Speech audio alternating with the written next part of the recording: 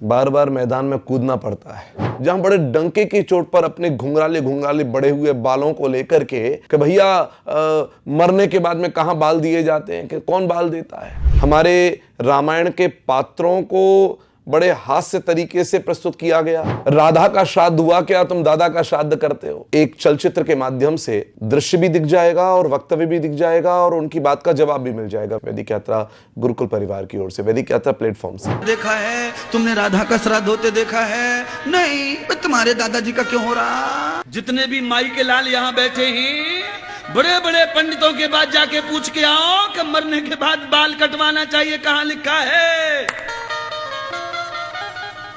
अरे चैलेंज भी तो कर रहा हूं पूछने का, रोक नहीं रहा, जाके पूछना भी चाहिए गुरु बाबाओं से कि बाल कटवाने का, खोपड़ी भी चिकनी करना चाहिए, बाबा मर जाए तो कहां लिखा है? मुझे भी बता दो, मैं भी पढ़ लूंगा शास्त्र। किसी को कुछ नहीं पता।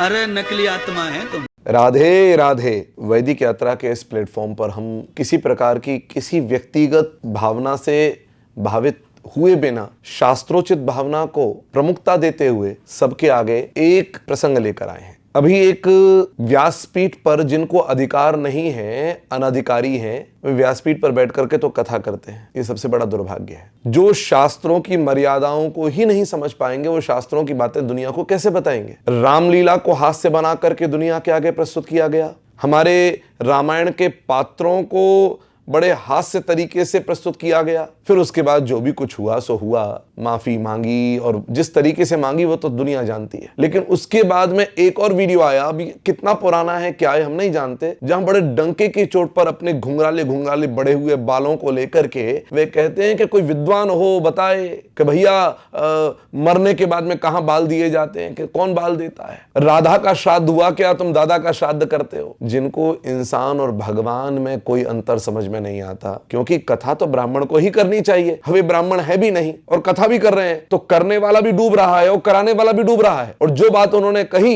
कि कोई विद्वान बताए, कोई बताए कहां लिखा है, तो हम आपको शास्त्र का केवल एक श्लोक बता करके, होने को तो बहुत पुराणों में प्रमाण है, लेकिन हम गरुड़ पुराण जो मरने के बाद होता है, आज हमारे आचार्य ने वो वीडियो हमको भेजा, महाराज जी कुछ तो इलाज करना पड़ेगा। हमने कहा तो गरुड़ ही करना पड़ेगा और कुछ नहीं करना पड़ेगा, इसके अलावा कोई विकल्प नहीं है। आज जो लंबे लंबे बाल बढ़ा करके आज उनके यहाँ के सूतक नहीं लगता होगा। और एक भ्रांति और मैं दूर करना चाहूंगा इस बात को तथ्य के साथ में रखते हुए, क्योंकि पिता जीवित है तो बाल नहीं दिए जा सकते, लेकिन जब हमारे यहां पर मुंडन होता है बच्चे का तो पिता तो जीवित रहते हैं ना, बाल तो तभी भी दिए जाते हैं। लेकिन अभी मैं केवल भगवान के मुख से निकली हुई वाणी जो शास्त्र हैं उनका एक प्रमाण आपके आगे रख देता हूं, जो विद्वानों की पूछे, विद्वानों की चरण धूलि से जो पाया है प्रसाद शास्त्रों का, वो आपके आगे रख रहा हूं। तदा शोकम परित्यज्य कारयेन मुंडनम सुतः समस्त बांधवैर्युक्तः सर्व पाप विमुक्तये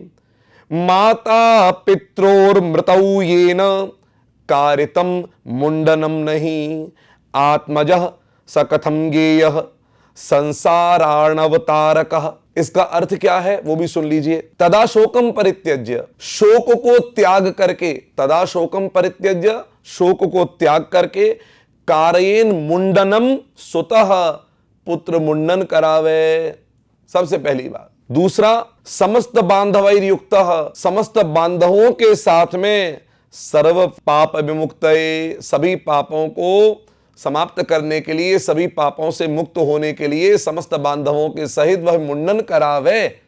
केवल पुत्र नहीं, समस्त बांधवों सहित मुंडन करावे।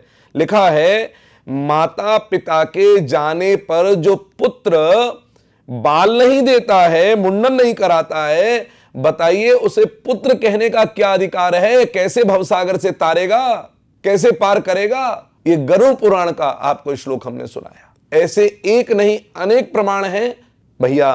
केवल ब्राह्मण, वो भी जिसके अंदर ब्राह्मणत्व जागृत हो गया हो, जिसने विप्रत्व प्राप्त किया हो, द्विज संस्कार से संपन्न होने के बाद शास्त्रों में ऐसे ही ब्राह्मण के लिए कथा करने की आज्ञा दी गई है। ऐसे ब्राह्मण से कथा कराएं, अपना भी उद्धार करें, पूर्वजों का भी उद्धार करें और उसके साथ साथ अपने जीवन में संस्कारों से पोषित होइए। जय श्री कृष्ण।